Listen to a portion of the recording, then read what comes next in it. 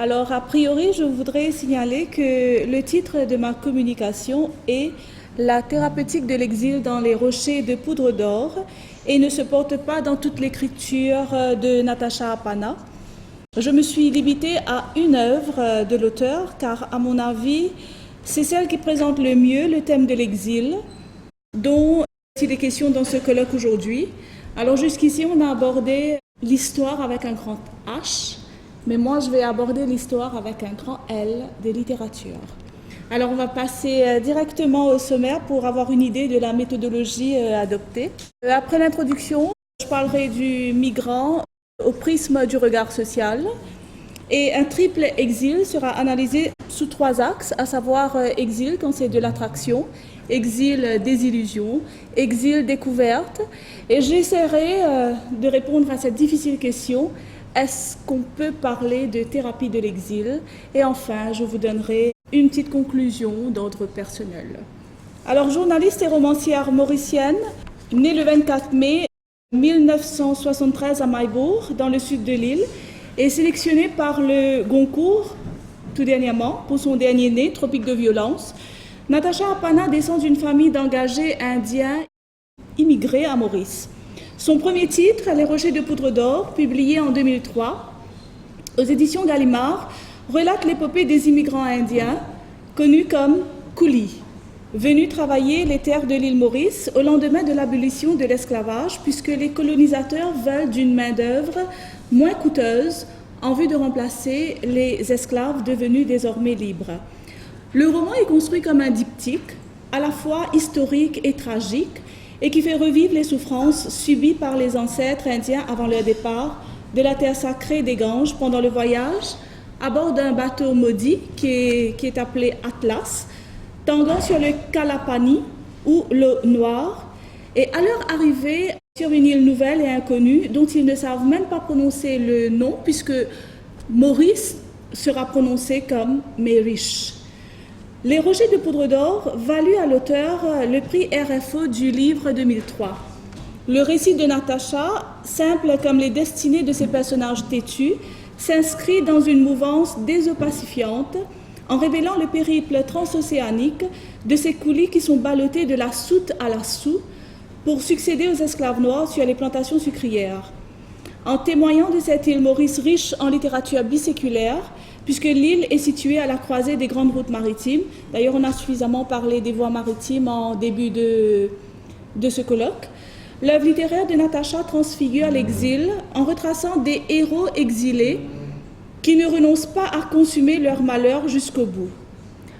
La communication montrera comment l'exil est perçu sur le plan social et s'attachera dans un deuxième temps à analyser du point de vue des exilés afin de déterminer les conséquences de l'exil sur leur être.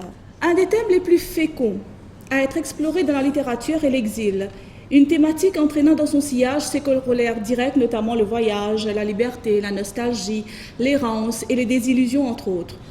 Adam et Ève, Moïse, Ulysse, contraints de partir hors de leur terre d'origine, peuvent être considérés comme des exilés. Forcé de se séparer des siens pour une erreur commise, l'exilé est condamné à devenir un étranger, voire un apatride. La notion de migration ouvre alors un champ de construction identitaire nouvelle et fait de la littérature francophone un lieu fertile en questionnement. La question de l'exil est actualisée dans l'écriture et dans le vécu, et souvent dans le vécu même de l'écrivain.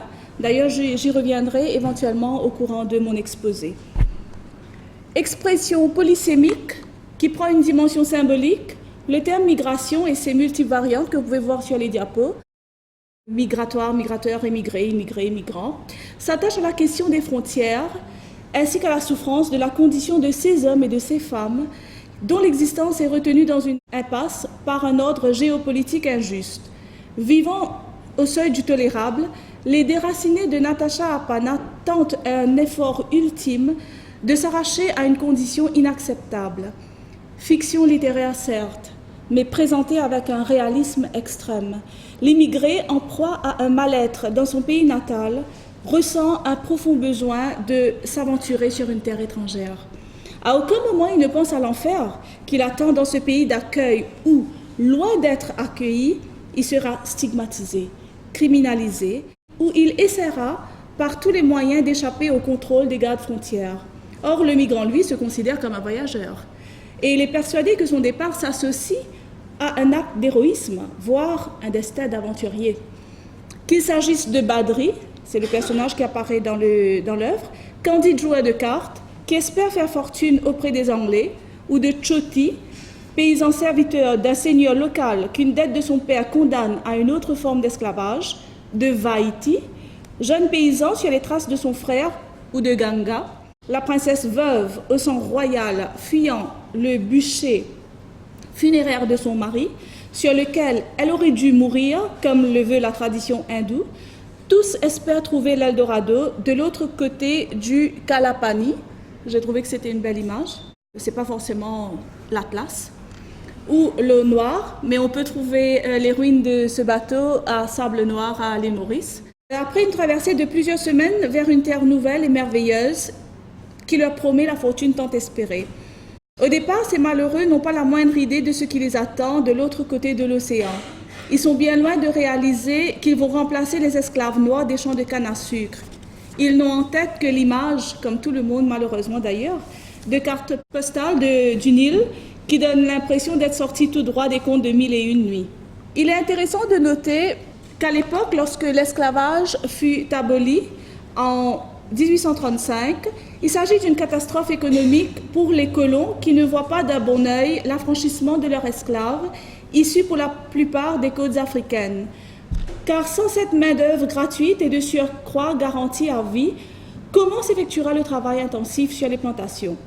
La solution proposée a l'air tout alléchant puisque le gouvernement britannique autorise la venue des travailleurs asiatiques qui vendront leurs services contre un maigre salaire. Quelque part, c'est un mal pour un grand bien. Et alors là, pourquoi des Indiens? Mais parce que c'est une classe de travailleurs dociles et bon marché, très tolérants. C'est ce qu'on appelle le coolie trade ou le troc des immigrés, un retour au système primitif voire barbare. Clôturant son premier chapitre, l'auteur ne manque pas de faire ressortir qu'à raison de 5 roupies à la fin de chaque mois pour le travail effectué dans les champs, l'engagé indien sera fourni en logement, en nourriture et vêtements, une fois le contrat signé, mais qu'il ne pourra retourner au bercail qu'après avoir respecté son engagement dont la durée est de 5 ans. Une omission volontaire est commise par les autorités qui se taisent sur le fait que si le travailleur ne donne pas entière satisfaction au maître, c'est non seulement son salaire qui en souffrira, mais aussi qu'il sera privé de nourriture. Aucune mention n'est faite non plus des retombées immanquables en cas de maladie. Ces lois arbitraires et oppressives, le malheureux exilé les apprendra à ses dépens. Badri, foudroyé par la nouvelle qu'il n'aura pas sa part de nourriture, demeure tétanisé et en pleurs. Sur les diapos, j'ai mis les citations. Alors là, vous pouvez les lire, je vais reprendre seulement les mots les plus importants. Pas travail, pas manger. Malbar, tu ne travailles pas, tu n'es pas payé. Tu es malade, tu n'es pas payé. C'est dans ton contrat. Ses compatriotes ne peuvent même pas lui apporter soutien sous peine de châtiment. Ainsi, cette alternative à l'esclavage proposée par l'État britannique aux colonisateurs bien ancrés dans l'île est une aubaine sans pareille. C'est une forme d'exploitation encore plus rentable que la première, et cette fois-ci, les colons, employeurs sans scrupules et impitoyables, tiennent pratiquement le fil de vie de ces migrants indiens dans leurs mains. À première vue, le contrat proposé donne l'impression que l'immigré indien est libre de ses mouvements, mais en vérité, la réalité est tout autre. J'ai bien aimé cette image que j'ai piquée, je l'avoue, elle parle d'elle-même. Alors, les colons maintiendront leur joug de la même manière dont furent maltraités les anciens esclaves africains, à la seule différence qu'ils instaureront un système de dette qu'on pourrait appeler de rançon. On comprend aussi qu'au terme de ces 5 années de martyre, l'engagé indien, il est pris au piège. N'ayant pas les moyens de se libérer du contrat et ne pouvant aspirer à retrouver les siens, le déraciné indien est exilé à jamais de sa patrie de cœur. Le récit de Natacha accrédite avec un réalisme misérabiliste l'image d'une île Maurice rétrograde et déchue, où les immigrés sont sujets à toutes sortes de formes d'exploitation imaginables, les astreignant à des travaux les plus avilissants. Alors, dans les rochers de poudre d'or, Natacha Appanna nous fait faire la connaissance de diverses personnes originaires du Bengale, du Bihar et d'autres régions de l'Inde, qui pour une raison quelconque signent un contrat sans pouvoir le lire. C'est vrai qu'à aucun moment elle ne dit que ces personnages sont des illettrés, mais elle dit simplement qu'ils ne peuvent pas lire. Par conséquent, ces travailleurs n'ont pas la moindre idée de ce que stipule le contrat qui leur est proposé par un mestri, que je cite. Alors, mestri qui apparaît dans le texte, il s'agit d'une sorte de pont entre les autorités britanniques et les immigrés. C'est une sorte d'intermédiaire, voire de facilitateur pour ce genre de recrutement. Et c'est ce mestri qui emmènera les 4 personnages vers le méchant Rafio. Badri, obsédé par le gain, qui veut à tout prix franchir l'océan. Chotila, qui veut se libérer des dettes, non pas des siennes, mais des dettes contractées par feu son père, qu'il doit honorer sous peine d'asservissement de toute sa descendance. Vaiti, ébloui par les lettres de ce frère parti lui aussi travailler sur cette contrée étrangère et qui lui promet de faire fortune rapidement. Et Ganga, dont la destinée lui promettait une vie royale avec le Raja de Bangalore, mais pour laquelle la fatalité en a décidé autrement, étant donné que ce dernier décède et qu'elle doit se plier à la tradition archaïque imposée par la cour, lui imposant de s'immoler sur le bûcher de son mari. Ces 4 fugitifs vont entreprendre une périlleuse traversée qui n'est pas sans rappeler l'Odyssée d'Ulysse et les tribulations endurées par ce dernier dans son errance. Le thème de l'exil redessine la carte des personnages dans leur cheminement, puisque le mois actentiel du début du récit, où les personnages entament leur traversée pour entamer leur exil, diffère fortement du mois à la fin du roman, quand les personnages sont tous indistinctement accablés par leur exil. Dans son désir de traverser le monde, le personnage exilé va vivre une somme d'expériences les unes plus tragiques que les autres, comme le révèle le discours pathétique de Natacha dans un récit qui s'arrime à une mémoire fragile et fragmentaire. La littérature mauricienne rend visible un monde en devenir, relié à un passé révélateur. Et là, je pense que tout le monde ici dans cette salle, ne sommes-nous pas tous des exilés, séparés à jamais de nos cultures d'origine? Pendant la période de colonisation, les Indiens ont l'impression d'être des étrangers sur leur propre terre et ils ressentent le besoin de traverser les mers, d'aller vers d'autres frontières, en quête d'une terre d'accueil. Le roman de Natacha s'ouvre sur le jeune Badri qui, accro au jeu de cartes, n'a dans les yeux que le défilé des images de biens et de richesses qu'il pourrait accumuler si seulement il parvenait à changer de lieu, à franchir l'océan. Donc là, vous pouvez voir sur les diapos la première citation à 19 ans, etc., la page 12 des Rochers. Et plus loin, il prend en main sa propre destinée, ne tarde pas à changer le cours de son destin. Deuxième citation, à la page 15. Les verbes sont forts, il s'enfuyait, il fuyait. Donc, l'idée d'un exil conduit l'être qui est en situation de mal-être à remettre en question les définitions traditionnelles de l'appartenance à son pays pour en choisir un autre et y vivre. Celui qui désire d'un ailleurs, comme Badri, se forge à un imaginaire de déception sans le savoir. Tout se passe dans la pensée. Le sujet se projette dans l'esprit l'image d'un Eldorado, source d'exaltantes découvertes. Et voilà la troisième citation. On parle des pièces en l'air et que les va-nu-pieds vont se battre pour son argent. Mais ces découvertes demeurent des constructions dans l'imaginaire avec la projection d'un lieu où l'or gît sous tous les rochers. Et dans cet espace imaginaire, l'exilé est en passe de construire un moi nouveau. Vous pouvez lire les citations sur les diapos. Un autre exemple est celui de Ganga qui, refusant de subir passivement et en silence les violences à son encontre, révèle qu'elle décide de s'enfuir à la recherche d'une plus grande liberté et du droit humain. Confrontée à la violence par la domination masculine de cette société patriarcale, la femme se voit forcée de remettre en question les définitions traditionnelles de son appartenance à cette famille royale. Et cette citation, à la page 52, c'est terrible quand on parle de la femme. C'est donner naissance à une fille en première couche ou toucher un paria était des manquements terribles. Et ensuite, les femmes montaient sur le bûcher avec leur mari. C'était une tradition comme les autres. Et d'ailleurs, que ferait une femme sans son mari? Qui voudrait d'une veuve quand les jeunes filles vierges ne manquaient pas? On peut dire qu'aujourd'hui, heureusement, les choses ont changé. Alors, la fuite devient pour elle l'unique solution pour rester en vie. Et en ce qui concerne Vaiti, pour lui, il a l'esprit obnubilé par les lettres de son frère qui décrivent son succès et des promesses d'un destin merveilleux. Je vous ramène à la citation à la page 38, où c'est systématiquement « quitte ce village, on a promis de t'embaucher, viens nous rejoindre ». Quant à Grant, le médecin britannique, lui aussi fuit son passé, mais il finira par perdre la vie lors de sa 5e traversée, tout comme ces nombreux immigrants indiens qui n'ont pu survivre aux conditions insalubres dans la cale où ils étaient entassés comme du bétail. L'exil laisse infailliblement une empreinte indélébile dans l'histoire de celui qui l'a vécu et qui l'a délibérément choisi ou qui l'a subi.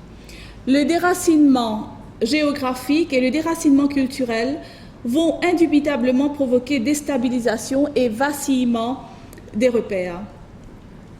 L'exil est aussi vécu comme une culpabilité, une trahison à sa patrie. Le départ du fugitif annonce une perte, un deuil, un désespoir. Et donc voilà, vous pouvez lire quand on quitte le pays, on perd sa caste, on est maudit. Il n'y a que le malheur, il y a le souffle de l'enfer, il y a les cris des âmes errantes. La situation où l'immigré est mis au banc par ses proches constitue alors un espace qu'on pourrait appeler d'espace mort-vivant. Il n'est ni mort, il n'est ni vivant, donc il est mort-vivant. Puisque son niveau d'estime de soi est réduit au néant et il y a dépersonnalisation absolue de son être entier, comme le prouvent les superstitions à l'égard de celui qui osera abandonner sa mère patrie. C'est une expérience transcendante que cette force de migration qui transforme l'être avec sa nostalgie, sa trahison. Tel un prisonnier, l'exilé se retrouve dans une situation de l'entre-deux, n'ayant plus aucun repère identitaire. Il lui faut donc recréer une néo-identité sur un nouvel espace, sur une nouvelle terre. Or, la réalité est brusque et gifle de manière foudroyante ces êtres qui ont cru à cette île au trésor. Les déceptions vont vite remettre en cause leur choix en tant qu'exilés. Les immigrés indiens dans les rochers de Poudre d'Or subissent de plein fouet le déracinement, le mal du pays, provoquant inévitablement un traumatisme. En échange de sa survie, l'exil installe le travailleur indien dans une situation de transit, voire d'exclusion. En somme, cette situation de privation de ses droits sur cette nouvelle terre répète en quelque sorte la situation de mal-être vécue auparavant sur sa terre natale. Et en tant qu'êtres sociaux, les 4 personnages, Badri, Vaiti, Choti ou Ganga, ils sont tous privés de leur capacité de mouvement, de leur droit à la parole, de la possibilité d'agir et bref de leur capacité d'exister et d'être. Ils sont tous réduits à une situation de non-être. La mort dans l'âme, Chotilal accepte de se séparer de sa famille. Cette séparation est dramatique, en plus d'être traumatisante, surtout avec l'image de sa femme restée à terre et qui s'écroule sous les coups que lui assène un policier, tandis que lui, debout en haut de la passerelle, n'a d'autre choix que d'assister stoïquement à la scène alors que le bateau s'éloigne du port. Et là, cette citation qui vient avec le point rouge, on sait que la couleur rouge est très importante chez les Indiens. C'est un déchirement affectif qui a lieu à plusieurs niveaux, arrachement familial, rupture de ses origines, fracture au niveau du mental. Et dans cette scène, on comprend la portée de la couleur rouge du sari qui marque par la même occasion le passage sanguinaire sur lequel s'ouvre à lui son exil. Tout comme l'estampille poinçonnée sur son contrat, son avenir qui est d'ores et déjà scellé est annonciateur d'un voyage qui glace le sang. D'ailleurs, Choti meurt sur le bateau et son corps sera jeté par-dessus bord. Du jour au lendemain, les 4 héros de Natasha sont propulsés dans un monde qui leur est totalement inconnu, où ils ont perdu tous les liens, toutes les attaches. Ils sont confrontés à un changement radical d'univers culturel, de langue, de coutumes, entre autres. D'ailleurs, le journal de bord de Grant, le médecin, nous apprend le choc entre les 2 cultures. Vous pouvez les lire, je les méprisais. Et la deuxième citation, qui fait réfléchir aussi, marcher pieds nus est fascinant, ne pas avoir de salle d'eau décente est fascinant, vivre comme si on était à l'âge de la pierre est fascinant, manger des épices qui vous pètent la panse est fascinant, mâcher du tabac et cracher partout est fascinant. Et les 2 questions, quand comprendraient-ils que ce sont eux qui doivent apprendre de nous? Quand comprendraient-ils que ces peuples-là sont nos esclaves, que nous les avons vaincus? Alors, une fois que nos 4 héros foulent le sol de cette île étrange, les 4 personnages sont précipités dans un monde dont ils ignorent tout et dont ils doivent tout apprendre au prix d'oubli non sans conséquence. C'est toute leur identité qui est mise à mal. Et dans cette situation de migration, l'exilé indien prend brutalement conscience que sa vie antérieure présentait tout ce qu'il y avait de sécurisant. Pour Badri, Vaiti, les hommes surtout, c'est le temps des regrets amers, de la nostalgie, car ils vivent un cauchemar. Maintenant, non plus en imagination, mais véritablement dans la réalité. Par contre, pour la femme, le passé de Ganga n'avait rien de sécurisant, puisque elle, c'était le bûcher qui l'attendait. Or, la réalité du viol auquel elle est soumise, à la fin de l'histoire, est loin d'être une panacée, puisque c'est la mort sous une autre forme, encore plus traumatisante. Je vous laisse réfléchir à cette citation. Donc, somme toute, l'exilé indien est écartelé entre la douleur que provoque l'arrachement à sa terre et des siens et le désespoir de ne jamais pouvoir revenir. Apatride auquel s'ajoute la douleur du silence et celle du néant, l'immigré indien se reconstruit une terre nouvelle dans l'imaginaire, un espace où il fait bon vivre. Sa terre natale regrettée prend un visage nouveau dans ses pensées et inévitablement l'exilé va magnifier la patrie qu'il a rejetée au détriment de cette terre nouvelle qu'il découvre avec horreur. Sa patrie natale, véritable paradis perdu, est idéalisée dans la mémoire et de là découle un flot de sentiments l'assaillant de nostalgie, de colère contre lui-même. Son présent n'existe plus, puisque le passé et l'avenir sont une même souffrance. Il se définit comme un solitaire, un homme sans terre, sans papier, sans identité aucune. Son exil rime avec une errance sans fin. On comprend que l'atteinte à l'image de soi provoque des répercussions qui s'enchaînent. Sa souffrance rend l'exilé vulnérable. D'une part, il se sent victime et d'autre part, il se sent responsable de l'état où il se trouve. Par conséquent, l'idée de vengeance lui traverse l'esprit, et c'est tout à fait normal, en vue de restaurer son assurance. Il va franchir l'interdit. La fuite de Badri est synonyme d'impulsivité, d'intolérance à la frustration qui le submerge. Il a besoin d'avoir des repères identitaires pour créer le lien entre son passé et son présent. Aussi, le soir de la seconde nuit de sa seconde fugue, Badri chante. Et là, la chanson est extraordinaire. On vient d'en écouter, mais je suis sûre que tout ce monde ici a gardé dans un coin de sa mémoire, du moins une berceuse qu'avait chanté votre maman. Et donc, dans l'œuvre littéraire aussi, c'est la même chose. C'est un épisode émouvant, décuplant des émotions poignantes, la chanson étant le souvenir exclusif lié à ses racines, ses repères, celle-là même qu'il a osé renier. L'expérience de l'exil devient alors une force qui transforme l'être exilé, qui est à la recherche d'une mémoire, la mémoire étant l'unique lien qui rattache à sa terre natale. Le sujet qui a quitté son territoire devient une marque dont toutes les générations porteront des traces, l'exil étant un traumatisme vécu par les ascendants et porté par les descendants. Expérience de rupture, de rejet, de renoncement, puisqu'il est un vecteur de souffrance, l'exil est aussi un vecteur d'espérance, car il entraîne une reconstruction, une acculturation et de restructuration, voire une suture. La conscience existentielle de l'exilé donne lieu à la lucidité et mène à l'écriture, l'exil devenant ici maintenant une force positive et créatrice. Pour l'auteur, le thème de l'exil marque une créativité. Détachée des siens, l'écrivaine peut retrouver ses repères et ses racines à travers la production littéraire. Elle s'éloigne pour mieux dénoncer les atrocités, pour mieux pointer du doigt cette société du passé. Et là, les questions auxquelles nous nous posons, c'est est-ce que l'acte d'écrire serait-il une autre forme d'exil? L'exil est-il un purgatoire? On abandonne son identité ancienne pour recréer une identité vierge sur une terre nouvelle. Et l'exilé doit reconstruire autour de lui un espace familier afin d'adopter le lieu dans lequel il est confiné. La littérature mauricienne rend visible un monde en train de se faire avec ses convulsions reliées à un passé révélateur et avec ses promesses. Offrir une littérature de périphérie, c'est aussi permettre une libération intérieure, car la souche de notre généalogie a été soumise à des greffes qu'il importe d'évoquer. La gageure pour Natacha est pour elle aussi de se reconstruire.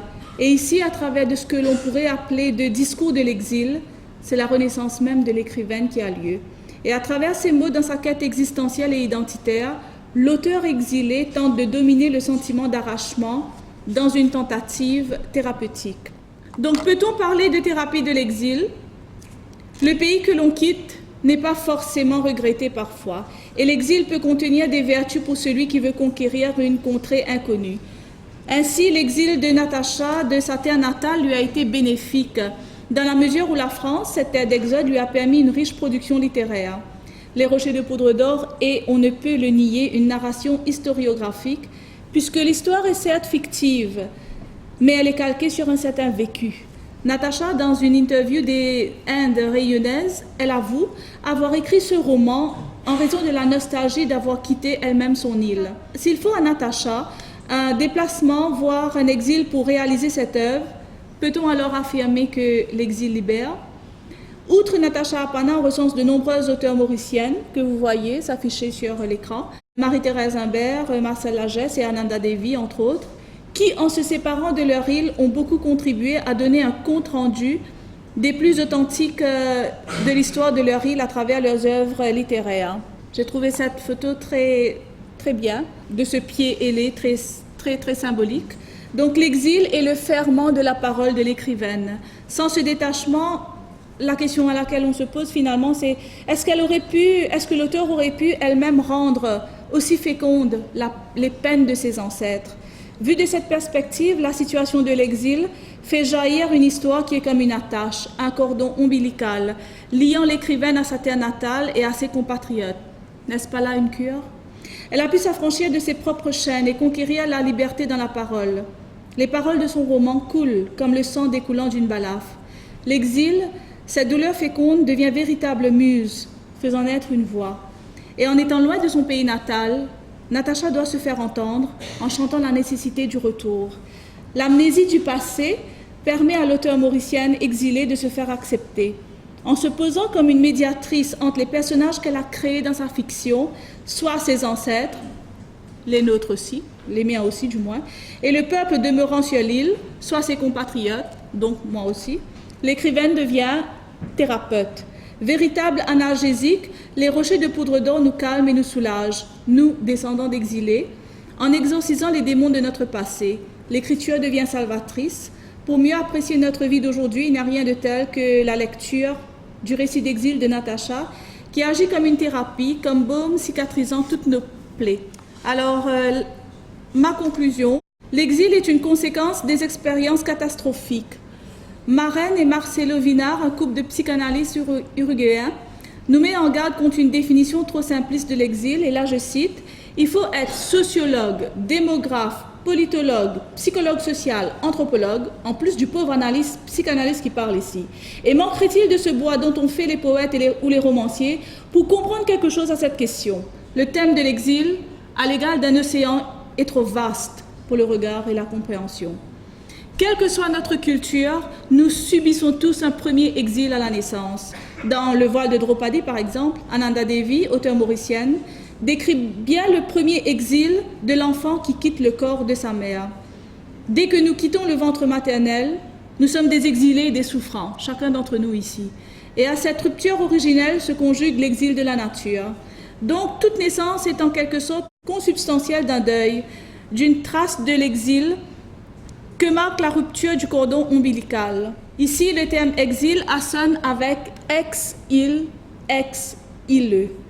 Personne ne peut sortir indemne d'une situation d'exilé. La blessure reste ouverte, même si elle donne l'impression d'avoir été cicatrisée. L'exil renvoie au fait indéniable qu'il ne s'agit ni d'un temps ni d'un lieu. Ce n'est qu'un mythe que de penser à un endroit où on serait bien. Donc je cite, l'exil est quelquefois pour les caractères vifs et sensibles un supplice beaucoup plus cruel que la mort, a dit Madame de Staël, exilée elle-même. Je conclus ici en espérant que j'ai pu éveiller chez vous le désir d'aller à la lecture des Rochers de poudre d'or. Merci.